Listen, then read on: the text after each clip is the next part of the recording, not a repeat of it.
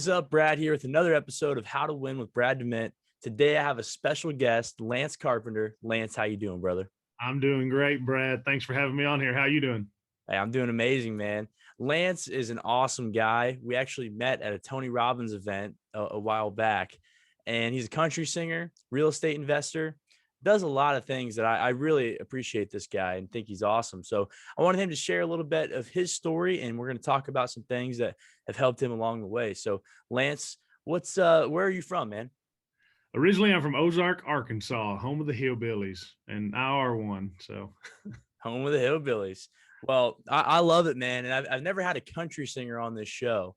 And I love your music, man. I actually listened to you ever since I met you. I started listening to your music, and you really are awesome. So, and I don't know if all my audience knows this, but I love country music. I know you probably think that I listen to a lot of rap music being in the city and stuff like that. But, I grew up listening to Hank Williams Jr. and some of the old guys like Willie Nelson and stuff like that. So even Hank Sr. And so I love old country music. I love being out in the country. Kind of need a little bit of both. I like being out in the country, but then going back to the city. But, I do love that. So definitely grateful to have you on, man. And speaking of grateful, one of the things when I first met you that I thought was really awesome was the gratitude board that you have. So talk a little bit about the importance of gratefulness and what you do with that gratitude board and what gave you that idea. absolutely. When I first made my first vision board, my old roommate, Forrest Whitehead, who produces an artist named Kelsey Ballerini, we had our first #1 together. He introduced me to the documentary called The Secret and the Law of Attraction. And we sit down and watched it. And I had never had a vision board before I watched that. So I created a vision board. And I honestly can't remember where I got the idea for the gratitude board. I don't think it was there, but it could have been mentioned in that. But it's one of the things where you can wake up every day and you can look at the things that you want for your vision, for your future, that you're working towards every day. And that's one thing. But a lot of times when you keep working towards something like that, you can run your gas tank out real quick if you're not got something to fill yourself back up. And so the attitude of gratitude was something that I either read or ran across. And I thought, I'm going to do a gratitude board to put things up there that I'm thankful for, that when I wake up in the morning, I can see those things. I can see what already has been done in my life, through God and what the universe has provided. And I can just fill my heart, full of gratefulness. And, after doing the Tony Robbins thing, he was real big on gratitude. So it was cool to see, the confirmation of that. But to be filled with gratitude and then to see the vision board, your gas tank's full and you're ready to go crush whatever it is that needs to be crushed to work and on your goals and on your dreams. Yeah, that's awesome. And I think, the importance of gratitude too is because you appreciate what you have. But then when you're looking at that vision board and you see what you want in the future, because being grateful doesn't just mean that, you're going to accept where you're at, because you can always get better. But when you think about what you've already accomplished, it's going to help you have that clear vision for the future. So, that's why I'm big on gratitude too. And, some people might think it's ungrateful to want more. And I don't think that's the case. And I know you think the same thing. So talk a little bit about that. Yeah, no, I mean, one of my life mantras, like I try to be as humble as possible. And I had a good friend tell me one time, he said, enjoy your successes, but never become them and you'll be fine. But my life quote is, the more successful I am, the more significant I can be in the lives of others. So success, used to scare me and now it doesn't. It excites me because the more success I find, whether it be in business, in life, in relationships, in music, in real estate, it gives me, when you have success, that means you've worked through failure. And when you've worked through failure, you've learned a lot. And then those successes just kind of let someone else that doesn't know you say, hey, this person may know what they're talking about. And they may have experiences that I can take and include into my life and help me along my path. But yeah, that gratitude board is just something to where it proves you that these things are in your life for a reason to help you get to the next level. And then there's a really cool thing when you work your butt off and you achieve something on that vision board and you get to move it from the vision board to the gratitude board and it becomes real. It just kind of pumps you up, and then that gives you a free space on your vision board. It's kind of one of the things, if you accomplish all your dreams, you're not dreaming big enough. So once you start accomplishing things on that vision board, it opens up, a whole new world that, God or whoever's saying you need to dream bigger. You need to put some goals out there. If your goals don't scare you, they're not big enough, kind of thing. 100%, man. What are some things that you have on your gratitude board? On my gratitude board is like my house. I've got I've got a picture of my vehicle that gets me from point A to point B every day. I've got a picture of the first publishing deal I ever signed, the meeting we had when I was signing that contract, which allowed me some freedom from having to do any kind of day-to-day work, and it allowed me to focus on songwriting 100%. I've got the picture of me and Toby Keith on the day he signed me to a record deal, something that was, I never even got a chance to put that on my vision board to sign a record deal with Toby Keith. It wasn't even in the pathway of something that I was trying to accomplish, but it happened. And so I was super grateful, because sometimes things happen that you're thinking this is your goal and you're focused all over here. And then all of a sudden the sun shines on you from this side and you're like, wow, I didn't even know that was, in my future.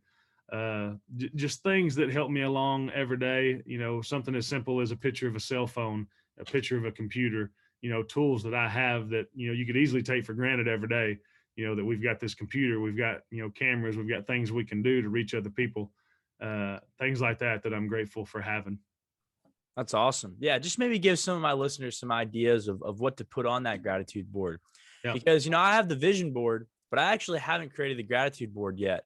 And I think even after having this conversation with you, that is something I'm going to do, because I like the idea of moving it from the vision board to the gratitude board. It's almost like that next step. And I've talked about the vision board on this podcast, but I've never talked about the gratitude board. That's something that really interested me when I talked to you. Yeah, it's a powerful thing. And I would encourage your listeners just to be creative with it. Put quotes on there, put pictures of family member, put pictures of inspirational people, whether it be a Tony Robbins or a Martin Luther King or whoever inspires you, whatever that you're grateful for, that you can wake up for, and, just be thankful for having that in your life and that giving you the ability to chase those dreams. That's what goes on that gratitude board. That's awesome, man. So what got you into music? Is that, I know it's definitely something you're passionate about. Like how did you find that passion? It was something where I've always loved country music. Growing up, Ozark, Arkansas is a very rural community, and my mom was a huge George Strait fan, so that was about all we got to listen to on the way to school in the mornings. And then as I, grew up, artists like, Garth Brooks and Alan Jackson, John Michael Montgomery, the stories behind their songs, Tim McGraw, that just spoke to me. I've always enjoyed it, and I love a lot of other genres of music as well. But I was probably a senior in high school when I had a few guys that played guitar like around a campfire. They didn't perform, but they could play and sing a little bit. And, and this is honestly the truth. You notice the girls kind of always was around the guy with the guitar. So when I went to college, I was playing football in college, and it went from being kind of something I did in high school for fun to being a job since I was on scholarship. So I needed a new hobby, and I thought, I'm going to pick up a guitar. So I got a pawn shop guitar and took it to college and wrote a few things that first year that were horrible songs, but learned my first few chords watching CMT, trying to figure out, what they were doing. And it was something that was a really slow burn, but it was a creative outlet. I'd always enjoyed writing, little poems and short stories and things like that. And so this gave me kind of a box to start writing lyrics and put some music to them and create these songs. And they were really bad for like the first 7, 8, 9 years. And then I found an organization called NSAI that was kind of my first mentorship into how to write songs for beginners. And it grew from there. And, it went from just kind of a hobby, and it grew into a passion. And the more I came to Nashville and spent time here, that's when the passion really started taking fire and taking over, as far as how can I do this for a living?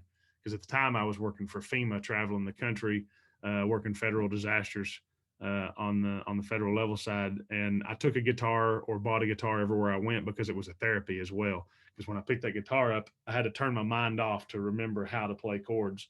So it helped a lot. And that was kind of in college too. I didn't think about football or girls or school when I was picking up the guitar and playing. It was just therapy. And so it's always been that.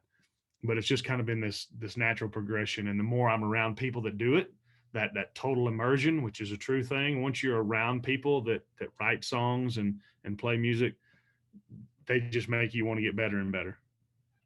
That's awesome, man. So what's some advice for somebody that has a hobby that can turn into that passion? What's something they can do to really take action and achieve success with that?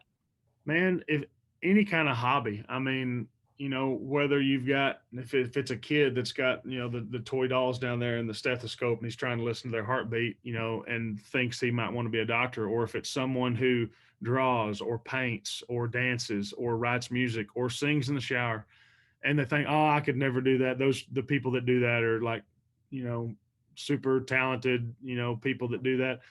I sucked as a songwriter and I sucked as a singer when I first started doing it.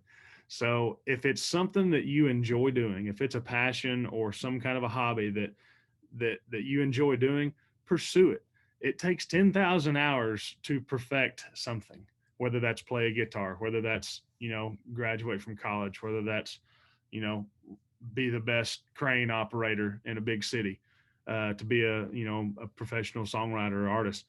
And for songwriters and artists, especially songwriting, for me, if it's someone they're like, well, I don't know if I want to be a songwriter, if it's just a hobby. If you wake up in the morning and you're thinking about songwriting, and you go to sleep at night and you're thinking about songwriting, that's probably what you're supposed to be doing. Now you may have that 9 to 5 in the middle that pays your bills and puts food on your table and gas in your tank, you know, for the time being.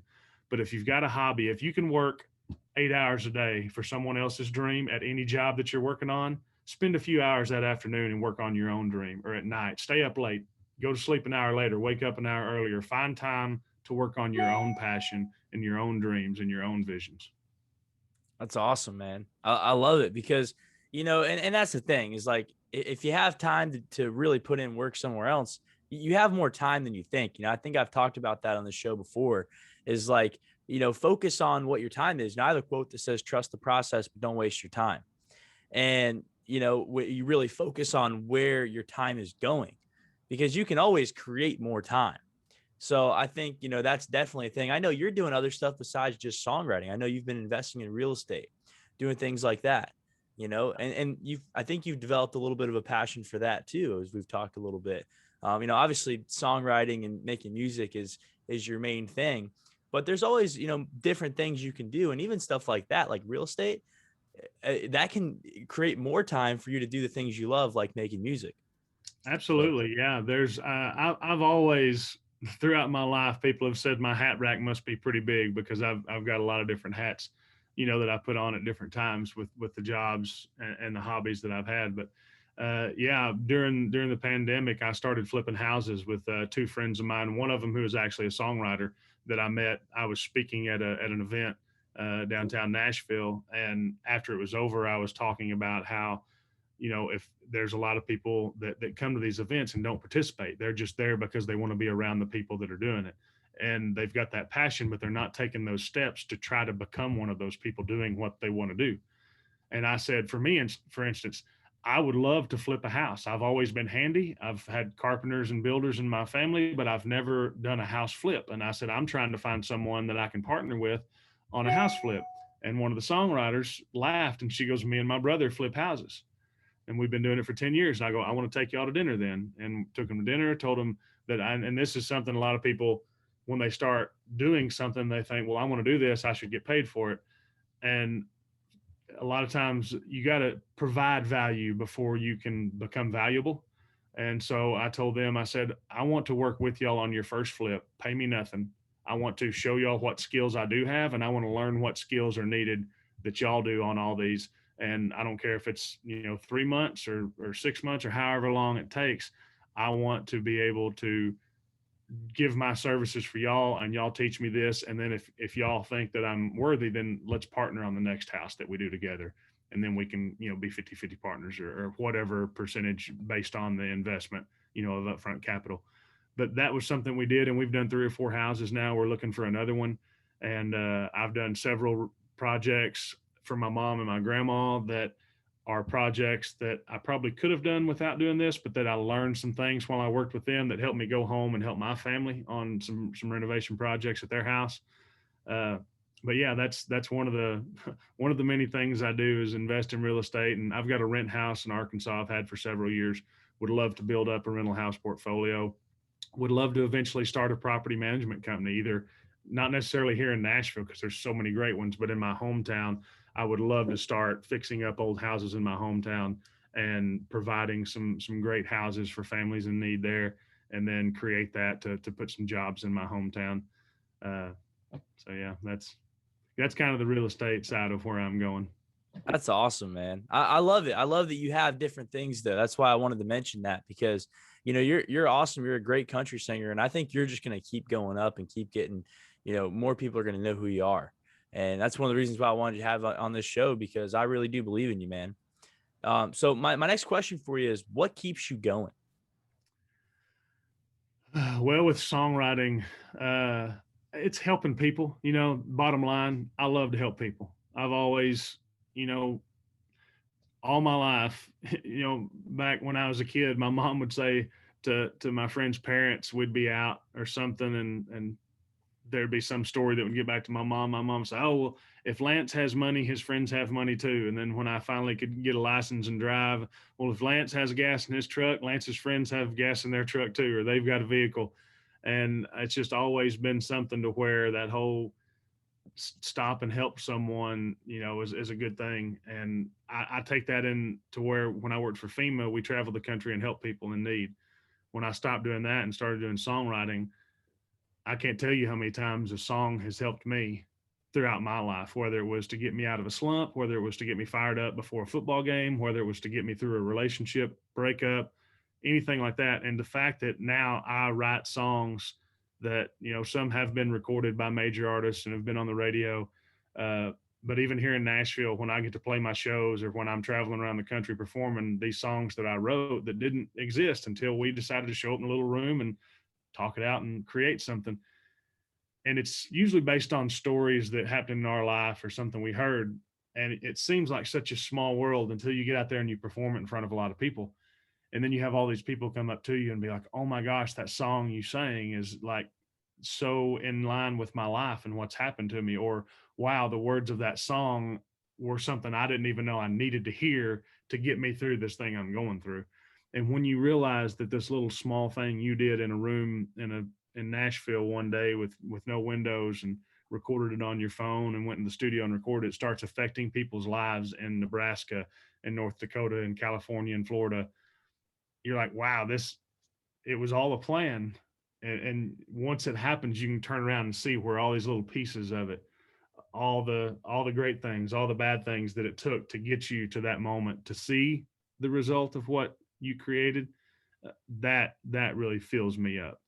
Uh, just to see someone smile, someone dance, someone cry, someone laugh because of some words that I wrote and put used a guitar and put it out there into the world. Yeah, that's awesome. I think that's a huge thing. If you help people win, you win. And I really think that no matter what industry you're in, if you're listening to this, whatever you're doing in life, you might not see it right away, but just like you're saying, like when you start to kind of look back and see all the people that you've helped and, how it's really made a difference in their life, there's a lot of things that you can do that will help people in that way. You might not be a songwriter, you might not be a singer, but, even something like this podcast, like, I hope doing this at such a young age that I'm going to look back at this and be like, wow, look how many people I helped back then and how many people I've helped now. But it all started out with this podcast. And, that's one of the reasons why I started this podcast when I was 19. Now I'm 21. I'm still doing this podcast. I'm getting better every single day, but I'm able to reach more people. I'm able to, keep moving forward. So I relate to you a lot with that is, it just that you never know how many people you can help. And even if it's just one person, it'll eventually be more people. And that's the biggest thing. If you help people win, you win. So I love that, man. That's huge. Absolutely. Man, vibrational giving is a thing. And to think, where I was at 21 when I was in college or probably just graduating college and starting a job for the first time, I was just thinking, how can I survive? How can I do this? And to see the mindset that you've got and wanting to give back, I think you are. I think you're planting seeds right now that the crop that will come from this is going to be incredible. And, in real estate, there's the term like, the best time to buy a house was 20 years ago. And the second best time is today. And the fact that you started this 2 years ago, you've already put that seed in the ground and it's growing. And it's one of the things that, I think you're going to touch a lot of people with this. You're going to give them a lot of great information and introduce a lot of people and thoughts to them. So thank you for doing it. And thank you for letting me be a small part of it. Hey man, I'm happy to have you on there. And like I said, I believe in you a lot too. So you'll be doing some concerts at some of my big events one day. So Love you to know, have guitar, we'll travel. You guys are going to remember that. You're going to go back to this podcast and be like, hey, Lance Carpenter and Brad DeMint, look there. We're doing a big event. So, but man, I really appreciate you hopping on this show and sharing some value with my audience. I think that you have a really great story. You're a really great guy, and you're really making a difference in the world, man. I want more people to know who you are. So where can people find you at? My website is lancecarpentermusic.com. I'm on all the social medias, Facebook, Instagram, TikTok, YouTube, Twitter. I don't do a lot of tweeting. I probably should do more on that, but Instagram is probably where I'm, the most, at Lance Carpenter or at Lance Carpenter Music. One of the two will get you to me. Awesome. I know you have that resort coming up too before I end the show. What do you want to talk about that a little bit? Yeah, this is something, again, here I am thinking, well, me and my real estate people were thinking about trying to invest in like some vacation properties. We'd even talked about maybe trying to find a cabin somewhere. And this is just another thing to where sometimes, and for me, it's God. For you, it may be whatever you believe, but for me, it's God, to where he's like, oh, that's the plan you've got, to flip one cabin and have one vacation. Well, let me try something different for you. And so a good friend of mine, his name's Big Vinny, from a group called Trailer Choir. And he called me and he goes, dude, I've got an investment opportunity for you. Would you be interested in coming and look at this property? And I go, what kind of property? And he goes, well, it's a resort. And I go, well, I probably don't have the money to invest in any kind of resort right now. I said, we're just kind of doing a house at a time. He goes, well, come check it out. He goes, I think you'll like it. And I do a music festival in Arkansas called Music on the Mulberry, which I'm probably fixing to switch to Carpenter's Country Fest just because. And it's at a place where they do canoeing and kayaking and camping and RV stuff. And they've got like 2 cabins built out there for people to stay in. Well, this was 108 acres that had a lodge that slept 16 people and 4 cabins and an office and tons of canoes and kayaks and whatnot. And he said, this is going to be, an opportunity for us to buy this. And I go, dude, this is probably like a $2 million property. There's no way.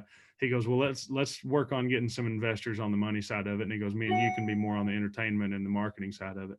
So we did. We got 2 other guys to come into it.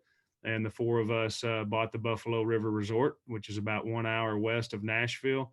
And right now it's just a seasonal thing for kayaking and camping during the summer. And there's about 30 RV spots. We're going to probably double that within the next couple of years. There's 4 cabins. We may double that in the next 2 or 3 years. We're thinking about building a wedding venue on site. And we're going to be doing some music festivals there through Music Row Coach, which is another thing I'm doing where I'm mentoring songwriters and artists. We're going to be able to do some retreats out there for me to bring in some songwriters from Nashville, bring in some of my, folks that I'm helping mentor from all over the country. And actually they're from all over the world. We got people from Malaysia, Canada, Hawaii, Europe, that's been doing the Music Row Coach thing. And it's going to give me a place where I can bring them in and really provide them something that's more than just me being online, teaching them about songwriting, connecting them with co-writers. We'll be able to put them in front of some of the best songwriters and best artists in the world and have the opportunity to learn from them one-on-one, to write with some other folks that are, pro writers here in town, things that, again, I never thought I would be able to provide that, through Music Row Coach. And then, things happen to where when you put your head down and you just work towards something, things even greater than you expected, can come along. So I'm just honored and proud to be a part of an already amazing, business and community out there at the Buffalo River Resort. And our job is just to take this beautiful canvas that's already there and just try to find ways to make it better and offer more things for our customers. That's awesome, man. God's working in your life, man. I can see it. I can see it, brother. And, yeah. I see you up to big things, and so glad to have you on this show. Go follow him, go listen to his music, and definitely check out that resort. I know I'm going to spend some time up there. I have family kind of close by to that. So I'll be up there, man. But I'll be there, but let's keep winning. You'll hear from me soon.